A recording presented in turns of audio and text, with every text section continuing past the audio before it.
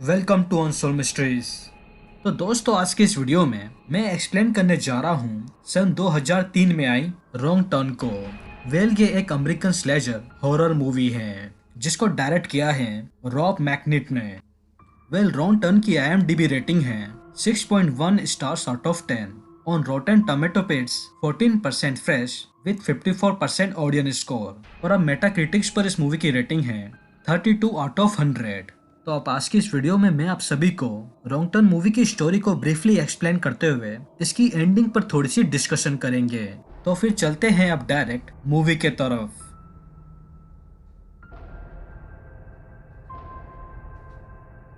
तो दोस्तों, मूवी की शुरुआत में हमको एक मेडिकल स्टूडेंट को दिखाते हैं जिसका नाम होता है क्रिस फ्लिन, जो कि अपने एक इंटरव्यू के लिए वेस्ट वर्जीनिया अपनी कार से जा रहा होता है। तो आप इस हाईवे पर थोड़ी दूर ड्राइव करते ही क्रिस को यहाँ पर एक बहुत ही लंबा ट्रैफिक दिखता है और क्रिस यहाँ पर इस ट्रैफिक को देखते ही काफी फ्रस्ट्रेट हो जाता है। बिकॉज इसका रीजन ये था कि क्रिस आज जिस इंटरव्यू के लिए वेस्ट वर्जीनिया जा रहा था, दरअसल वो इंटरव्यू उसका आज ही था।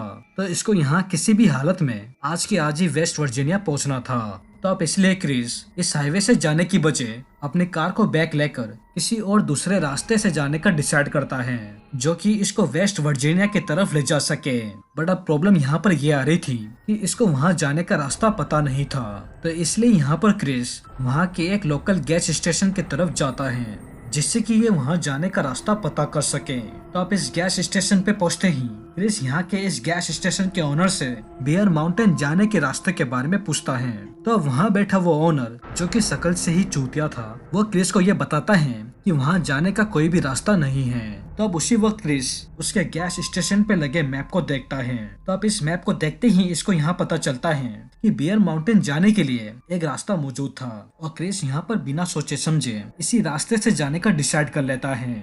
बट ये रास्ता सेफ नहीं था।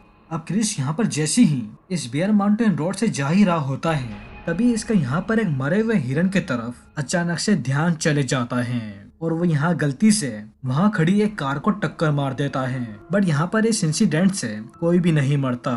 अब इनकी कार से कोलाइड होने के बाद क्रिस अपनी कार से निकलकर उन सभी से उसी वक्त माफी मांगता है।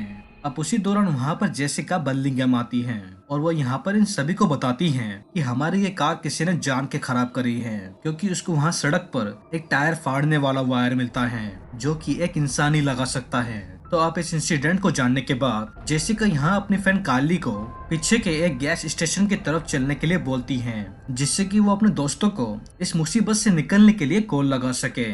बट अब इसी दौरान क्रिस वो जेसिका को ये बताता है कि पीछे के गैस स्टेशन के तरफ कोई भी फोन वगैरह मौजूद नहीं है, क्योंकि मैं खुद ही उसी गैस स्टेशन से आ रहा हूँ। तो आप जेसिका क्रिस की यहाँ पर ये बात सुनते ही यह अपने फ्रेंड्स कार्ली और स्कॉट और क्रिस को यहाँ से लेकर आगे किसी की हेल्प लेने के लिए यहाँ से निकल जाते हैं और इधर फ्रांसिस और इवान यहाँ ही रुकने का फैसला करते हैं ताकि वो अपनी कार में पड़े सामान का ध्यान रख सके। खैर, अब सीन यहाँ से स्कॉट और क्रिस की तरफ जाता है, जिसमें क्रिस स्कॉट से पूछता है कि तुम इस जंगल में क्या करने के लिए आए थे। तो जिसमें स्कॉट क्रिस को बताता है कि हम सभी यहाँ पर कैंपिंग करने के लिए आए थे। तो कैंपिंग करने के बाद हम यहाँ से निकल ही रहे थे, देन तभी हमारा कार का पीछे वाला टायर एक वायर से फट गया था, तो जिसके कारण से हम सभी जंगल के अंदर अनफॉर्चुनेटली भटक गए थे। खैर, अब सीन यहाँ से चेंज होकर फिर से फ्रांसिस और इवान की तरफ फोकस करता है, जिसमें इवान को यहाँ पर जंगल से झाड़ियों की कुछ आवाज सुनाई देती है। तो वो इस मूवमेंट को फिगर आउट करने के लिए वो उसी जंगल की तरफ चले जाता है और वहीं दूसरी ओर अब फ्रांसिस वो इवान की वापस आने की राह देख रही होती है। बट इवान को यहाँ पर आने में काफी टाइम लग चुका होता है। तो अब फ्रांसिस वो यहाँ खुद ये डिसाइड करती है कि वो खुद ही उस जंगल में जाकर उसको ढूंढने की कोशिश करेगी। तो अब फ्रांसिस जैसे ही उस जंगल के अंदर जाती है तो उसको वहाँ पर इवान के जूते और साथ ही साथ उसको यहाँ पर उसका कटा हुआ कान देखने को मिलता है, जो कि दिखने में ही काफी डिस्टर्बिंग लग रहा था। खैर, फ्रांसिस को यहाँ पर इवान का कटा हुआ कान वहाँ पड़ा हुआ दिखता ही है, तभी वो इसको देखते ही यहाँ पर काफी ज्यादा डर जाती हैं और इस जंगल से बाहर निकलने की कोशिश करती ही तभी पीछे से कोई आकर वो फ्रांसिस के मुंह के अंदर एक ब्लेड का छल्ला डालकर उस पर अटैक कर देता है, जिसके कारण फ्रांसिस यहाँ पर मर जाती है। बाय द वे, अब सीन यहाँ से चेंज होकर जेसिका, क्रिस, स्कॉट और कार्ली के ऊपर फोकस करता है, जिसमें अब ये सभी चलते चलते उधर के ही पास के एक केबिन की तरफ पहुंच जाते हैं। तो अब इस केबिन के पास में पहुंचते ही इन सभी को पता चलता है कि उस केबिन के अंदर कोई भी नहीं था। तो इसलिए अब ये सभी इस केबिन के अंदर चले जाते हैं। तो अब इस घर के अंदर आते ही इन सभी को यहाँ पर वहाँ की टेबलों पर और फ्रिज के अंदर डिस्टर्बिंग और क्रीपी चीजें देखने को मिलती हैं, जिनका मैं नाम तक नहीं ले सकता। तो अब इस घर में इतनी क्रीपी चीजें दिखने के बाद ये सभी इस घर को छोड़ के जाने ही लगते हैं। देन तभी उसी वक्त उस घर का मालिक वहाँ गाड़ी से आ जाता है। तो अब ये सभी उनको आता देख इसी घर के अंदर कहीं ना कहीं छुप जाते हैं, जिससे कि वो क्रीपी आदमी इनको ढूंढ ना सके। और अब इसी दौरान हम सभी को यहाँ पर फ्रांसिस की डेड बॉडी भी देखने को मिलती है, जिनको ये चूतिए लोग उसको काट काट कर आराम से खा रहे होते हैं। And seriously guys, this scene was quite disturbing in this movie. खैर अब इन क्रीपी लोगों के खाना खाने के सो जाने के बाद क्रिस, जेसिका, स्कॉट और कार्ली ये सभी यहाँ से निकलने की कोशिश करते ही हैं। देन तभी उनमें से एक क्रीपी आदमी उसी टाइम जग जाता है और वो इनको भागता हुआ देख लेता है। तो अब यहाँ पर ये सभी इस क्रीपी आदमी को जगता देख ये लोग इसे घर से डरते हुए भाग जाते हैं और सीधा घने जंगल के अंदर चले जाते हैं, क्योंकि इन सभी को यहाँ पर ये पता चल चुका था कि उन क्रीपियों ने इनका पीछा करना अब शुरू कर दिया था। तो अब ये सभी भागते भागते एक खुली जगह पे पहुंच जाते हैं, जहाँ पर इन सभी को बहुत सारी कारें नजर आती हैं और उनके ऊपर लगा बहुत सारा खून भी नजर आता है। तो जिससे ये बात ये दर्शाती थी कि इन क्रीपियों ने इन लोगों से पहले कई और लोगों की भी जान ली थी और उनको ये कमीने मारकर जिंदा ही खा लेते थे। खैर अब इसी बीच क्रिस वहाँ पर उन लोगों की गाड़ी को इधर ही आता हुआ देख लेता है और ये यहाँ पर इन सभी को छुपने के लिए कहता है। बट इनका ये छुपने वाला प्लान यहाँ पर काम नहीं आ रहा था, क्योंकि ये क्रीपी लोग इनको आसानी से ढूंढ सकते थे। तभी इसी दौरान स्कॉट इन सभी को इनसे बचने के लिए एक आइडिया बताता है कि हम में से किसी एक को इनको डिस्ट्रैक्ट करना होगा, जिससे कि हम सभी जाकर उनके ट्रक में बैठकर यहाँ से भाग सके। तो अब इसी दौरान क्रिस वहाँ से भागकर उनको डिस्ट्रैक्ट करने की कोशिश करता है। देन तभी वो क्रीपी आदमी उसके पैर में गन से शूट कर देता है, जिसके कारण से क्रिस यहाँ पर इंजर्ड हो जाता है और उसके पैर से खून बहने लगता है, जिससे इसकी जान यहाँ पर खतरे में आ जाती है, क्योंकि अब वो क्रीपी आदमी ठीक इसके पास में ही आ रहे थे। तो अब इस डरा देने वाले मूवमेंट को देखते ही यहाँ पर स्कॉट यहाँ पर एक स्मार्ट मूव लेते हुए इन क्रीपी आदमियों को डिस्ट्रैक्ट करने की कोशिश करता है, जिससे कि इन सभी की यहाँ पर जान बच सके। तो अब इन क्रीपी आदमी के यहाँ से जाने के बाद कार्ली, जेसिका और क्रिस जैसे ही इन क्रीपी लोगों की कार के पास में जैसे ही जाते ही हैं, देन तभी इन सभी को इवान की डेड बॉडी देखने को मिलती है, जिसको इन्होंने मारकर अपनी गाड़ी में रखा हुआ था। और आप सभी जानते हुए आ रहे हैं कि इवान कैसे मरा था।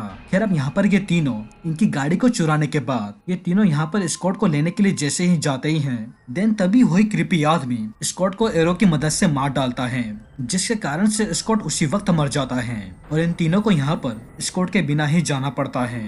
तो अब नेक्स्ट शॉट में ये तीनों जैसे ही इस जंगल से निकलने की कोशिश करते ही हैं, तभी इनको यहाँ पता चलता है कि इन क्रीपी लोगों ने इस जंगल से बाहर निकलने के रास्ते को एक पेड़ को गिराकर रोक रखा था। तो जिसके कारण से अब ये तीनों इस गाड़ी से और आगे नहीं जा सकते थे। तो अब गाड़ी से उतरने के बाद ये अब थोड़ी दूर चलते ही हैं, तभी इनको इधर एक वॉच टावर दिखता है। तो जिसको ये तीनों देखते ही उस वॉच टावर के अंदर चले जाते हैं। बट वॉच टावर के अंदर आने के बाद भी वो क्रीपी लोग इनका यहाँ पर भी पीछा नहीं छोड़ते और वो इनका पीछा करते करते ऊपर तक आ जाते हैं। तो अब ये तीनों इस मोमेंट को यहाँ देखते ही वो ठीक उसी वॉच टावर से छलांग लगा देते हैं और सीधा एक पेड़ पर आकर लटक जाते हैं। बट ये क्रीपी लोग इनका यहाँ पर भी पीछा नहीं छोड़ते और वो कार्ली को वहीं लटकता देख उसकी मसेटी से गर्दन काट देते हैं, जिसके कारण से ये भी यहाँ मर जाती है। तो अब कार्ली के मरने के बाद क्रिस और जेसिका उस पेड़ के वहां से उतरकर जंगल के रास्ते से होते हुए एक पहाड़ी इलाके के वहां आते हैं, जहाँ पर इनको इस जंगल से बाहर निकलने के लिए एक सड़क दिखाई देती है। तो अब ये दोनों मिलकर उस सड़क तक पहुँचने के लिए कुछ प्लान बना ही रहे होते हैं। देन तभी उसी वक्त वही क्रीपी आदमी वहाँ आ जाता है और वो सीधा क्रिस के ऊपर अटैक कर देता है, जिसके कारण से क्रिस सीधा उस ढलान से नीचे गिरता हुआ चले जाता है और वो क्रीपी आदमी यहाँ पर जेसिका को अपने साथ में पकड़कर ले जाता है। लेकिन अब इसी दौरान क्रिस को यहाँ पर एक शेरिफ की कार आती हुई दिखती है और वो शेरिफ के पास जाकर उसको हेल्प करने के लिए बोलता ही है। देन तभी वही क्रीपी आदमी वहाँ आकर उस शेरिफ के सर के अंदर तीर घोंप देता है, जिससे कि वो शेरिफ उधर ही मर जाता है। और अब ये आदमी शेरिफ को मारने के बाद वो उसकी डेड बॉडी को लेकर उसको उसी कार के अंदर डाल देता है और ये क्रीपी आदमी ये कार लेकर फिर से अपने ठिकाने पे आ जाता है। और क्रिस यहाँ पर इस आदमी से अपनी जान बचाने के लिए वो उसी कार के नीचे छुप जाता है और ये भी इसके साथ साथ फिर से उसी केबिन वाली जगह पे आ जाता है। तो अब इस मूवी के एंडिंग में सीन यहाँ से चेंज होकर फिर से जेसिका की तरफ फोकस करता है, जिसमें उस केबिन के अंदर उन्हीं का एक क्रीपी आदमी जेसिका की गर्दन को काटने के लिए ही जा रहा होता है। देन तभी उसी वक्त वही शेरिफ को मारने वाला क्रीपी आदमी उनकी कार लेकर ठीक उधर ही आ जाता है, जिसमें क्रिस भी छुपा हुआ होता है। तो अब ये दोनों मिलकर शेरिफ की उस डेड बॉडी को लेकर अंदर की ओर आते हैं और वो शेरिफ की डेड बॉडी को रखकर फिर से जेसिका को मारने के लिए जैसे ही जाते ही हैं, देन तभी उसी मूवमेंट पर क्रिस उनके घर को तोड़कर अंदर की ओर एक कार लेकर आ जाता है और वो सीधा उसी क्रीपी आदमी को एक मसेटी की मदद से मार डालता है। तो अब ये इस आदमी को मारने के बाद ये सीधा जेसिका के पास जाकर उसके बंधे हुए हाथों को खोलने की कोशिश करता ही है। देन तभी पीछे से एक और उन्हीं का एक और क्रीपी आदमी आ जाता है और वो सीधा इन दोनों के ऊपर अटैक करने लगता है। बट तभी इसी दौरान क्रिस उस क्रीपी आदमी के गले में चेन फंसाकर उसको गला घोटकर वहीं मार डालता है। तो अब इन सारे भयानक इंसिडेंट्स के हो जाने के बाद क्रिस और जेसिका उनकी कार को लेकर वहां से जिंदा चले जाते हैं और बस ये मूवी यहाँ पर ही एंड हो जाती है। अब दोस्तों, अगर आपको इस मूवी की एक्सप्लेनेशन अच्छी लगी हो तो प्लीज इस चैनल को सब्सक्राइब कर लीजिए, जिसमें मैं अपने आने वाली वीडियो में इस मूवी की और सीरीज को लेकर आता रहूंगा।